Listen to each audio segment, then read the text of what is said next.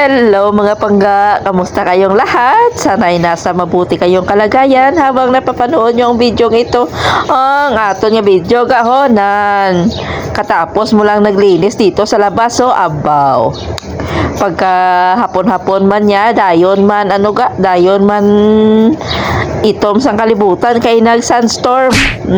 Ganito ang ato niksina no. Basta summer ga, palaging naga ulan-ulan ng abo dito guys na katapos mo lang maglinis ka naman, buti lang kung may tubig, kung wala tubig magulat na kung saan maglunis ganun ang ating life dito guys sunstorm is real no, na ang kuha ng mga alikabok guys, kakatapos mo lang naglinis ay pagkahapon-hapon niya naglipad na naman ang mga abo-abo ang sunstorm guys. So yun ang ating buhay dito no? So kamusta kayong lahat?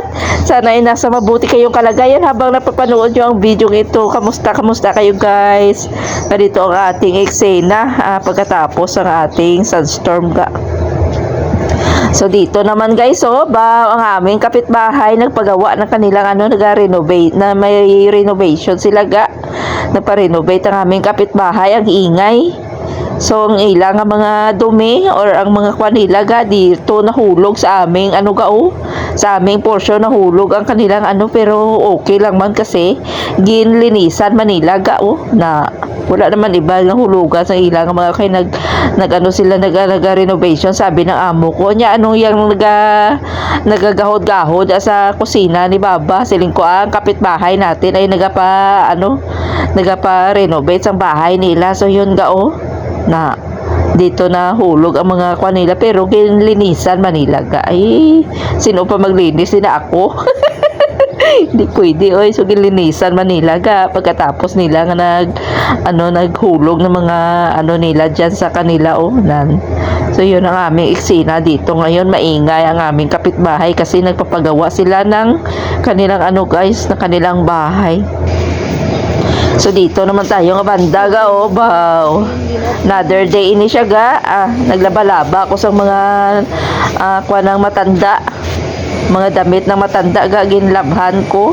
Sabi niya sa Friday lang nalabhisin ko ngayon na kay may oras pa ko labhan ang damit mo, si kubahan ang inuba mo kayo isa na nakasimana. Pagkatapos ko labaga gintigaan niya naman ko 10k day di ba?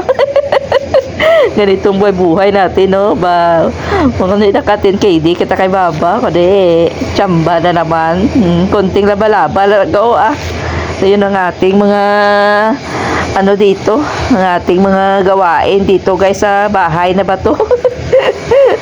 Kamusta ka lang kayong lahat guys? So mainit na dito sa amin mainit na dito kay tapos naman ang winter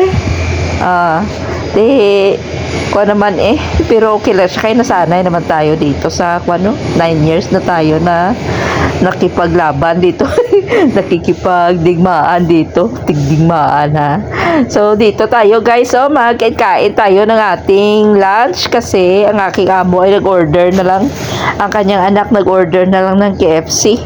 So habang ako dito ay magkakain ay magtatawag tayo sa ating Daddy Tom kasi that time is gising na siya at saka going to work. Yan. So ito ang ating mga eksena sa ating araw-araw na gawain dito So kakain tayo guys. I called you and you're not answering. Okay.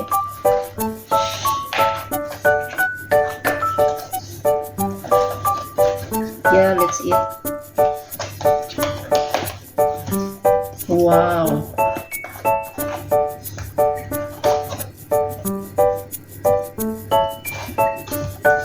The daughter ordered only KFC.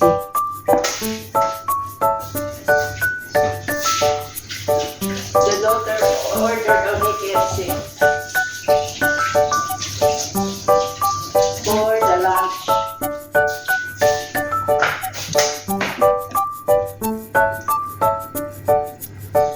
You're going to work now or going back to the house?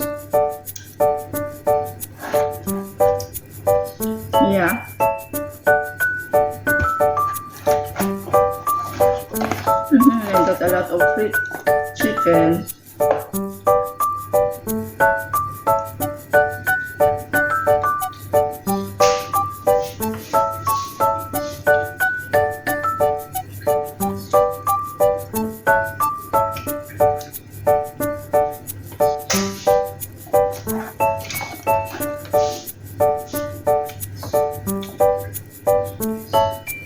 I got 4 pieces of chicken.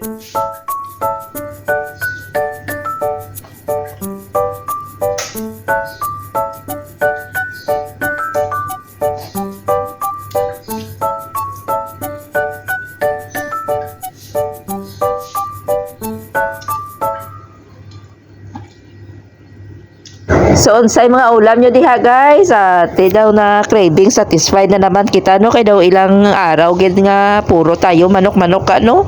Kasi yung amo ko pag magluto yan ang amo ko, hindi na ako makapagluto din ng pagkain ko. So, ang aking mga trapya doon sa freezer ko nagabinagtik, nagbato kasi hindi na ako nakapagluto ng pagkain ko. Kasi yung amo ko ay kada araw ay nagluluto din. At saka nakailang order din ng KFC yung mga alaga ko ate. Panay ang kain natin ng manok. Tubo-tubuan naman kita ng pakpak nito.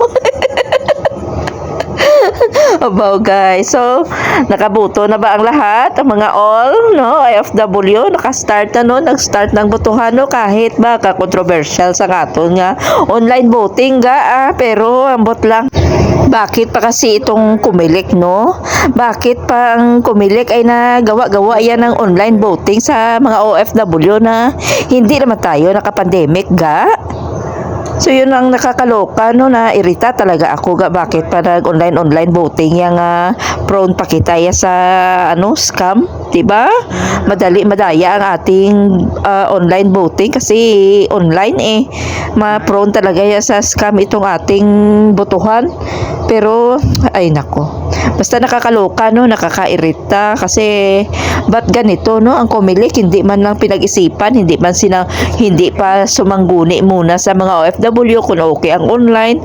Basta na lang yung nagkuhan sila yung online voting yung OFW nga pwede naman tayo sa ating ang daan ba na na magpunta sa ating designated na mga Philippine Embassy, o di ba?